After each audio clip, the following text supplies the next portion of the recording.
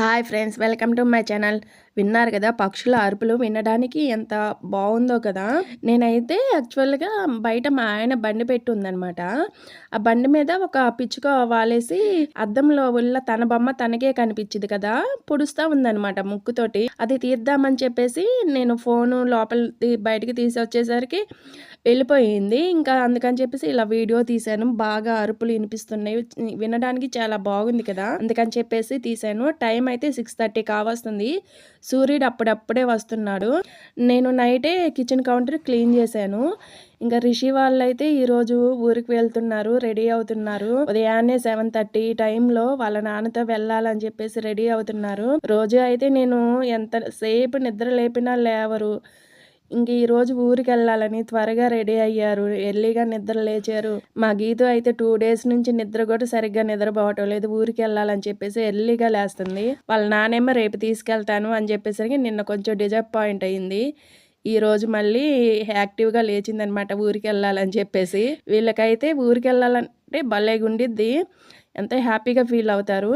ఈ ఫోన్ అయితే రిషి ఎగ్జిబిషన్లో కొనింది, అదే చూపిస్తుంది అనమాట. నేను ఎగ్జిబిషన్లో కొన్నాను అని చెప్తుంది. ఇంకా మ్యూజిక్ వస్తుంటేను నేను ఇంకా మ్యూట్లో పెట్టేశాను. అమ్మాయి వాళ్ళిద్దరూ ఇంట్లో లేకపోతే అసలుకి నాకేమి తోచడం లేదనమాట. పిచ్చి పట్టినట్లు ఉంటుంది. కనీసం ఒకరన్నా ఉంటే బాగుండేది, కానీ వీళ్ళకి ఏమో అలా అలవాట్లేదు. ఉంటే ఇద్దరు ఉంటారు, వెళ్తే ఇద్దరు వెళ్తారు, తోడుగా ఉంటారు కదా. వాళ్ళు ఇంట్లో ఉన్నప్పుడు గొడవ చేశారనుకోండి, కోపపడతాము, కొడతాము, తిడతాము. కానీ వాళ్ళు ఇంట్లో లేకపోతే అసలుకి ఏమి తోచదనమాట. అసలు ఇంట్లో పనే ఏం లేనట్టు ఉండిద్ది. ఎంత గొడవ చేసినా ఇంట్లో పిల్లలు ఉంటే అదొక సందడి. పిల్లల్ని ఇలాగా కొన్ని రోజులైనా వదిలేసి ఉండడం కష్టమేను. అందులో మా రిషులు చిన్నది కదా, బాగా గుర్తుకొస్తుంది అనమాట. వెళ్ళి దాదాపుగా 4 days అయ్యింది. ఇంకా మమ్మీ మమ్మీ అంటూ వెనకనే తిరుగుతూ ఉంటుంది. రిషి అయితే బాగా గుర్తొస్తుంది, మిస్ అయిపోతున్నాను రిషిని అయితే. గీతుని అంతగా అనిపించడం లేదు, కానీ రిషిని అయితే బాగా మిస్ అవుతున్నాను.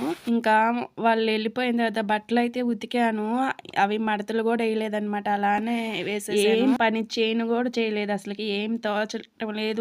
వాళ్ళు వెళ్ళేటప్పుడు అయితే నేను ఇంకా వీడియో తీయలేదు.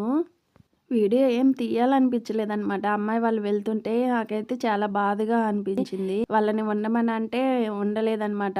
మన ముగ్గురం వెళ్దామమ్మా అంటే ఇంకా నాకే కరెక్ట్గా అనిపించలేదు. చాలాసార్లు వాయిదా వేసాం కదా వెళ్ళనీయకుండా అని చెప్పేసి. పాపం దసరాకి కూడా వెళ్ళలేదు, అందుకని చెప్పేసి పంపించేసాము. ఈ సమ్మర్ హాలిడేస్లోనే కదా వెళ్ళేది, ఇంక మళ్ళీ తర్వాత ఏం పెద్దగా వెళ్ళము. సో అందుకని చెప్పేసి పంపించేసాము. ఇంకా నేనైతే ఇక్కడ బట్టలన్నీ సర్దుతున్నా. చాలా బట్టలు ఉన్నాయి అనమాట. అవన్నీ ఎవరి వాళ్ళకి డివైడ్ చేసి ఒక్కొక్కరి మడతలు వేద్దాంలే అని చెప్పేసి తీసేస్తున్నాను. ఈ బట్టలు అయిపోయేసరికి దాదాపుగా ఒక 1/2 hour పట్టింది. అన్ని బట్టలు ఉన్నాయి అనమాట. అమ్మాయి వాళ్ళైతే ఊరికి వెళ్ళారు కదా, ఇంకా నాకేం పెద్దగా పని కూడా అనిపించదు అనమాట. ఎప్పుడు చేసేది ఒకటే పని, కానీ నాకేం పెద్దగా పని అనిపించదు వాళ్ళు లేకపోతే. అందుకని చెప్పేసి ఇక ఈ రోజు నుంచి బుక్స్ తీద్దాం అనుకుంటున్నా. బుక్స్ ఎక్కడెక్కడ ఉన్నాయో చూసి సర్దేసి ఇంకా చదువుకుందాం అనుకుంటున్నా. వాళ్ళు ఉంటే నేను ఎక్కువసేపు వాళ్ళతోనే టైం స్పెండ్ చేస్తాను. పెద్దగా చదువుకోను అనమాట. బుక్ అయితే ఓపెన్ చేస్తా కానీ పెద్దగా చదువుకోను. వాళ్ళు లేరు కదా, ఇంకా చదువుకుందాం అనుకుంటున్నాను.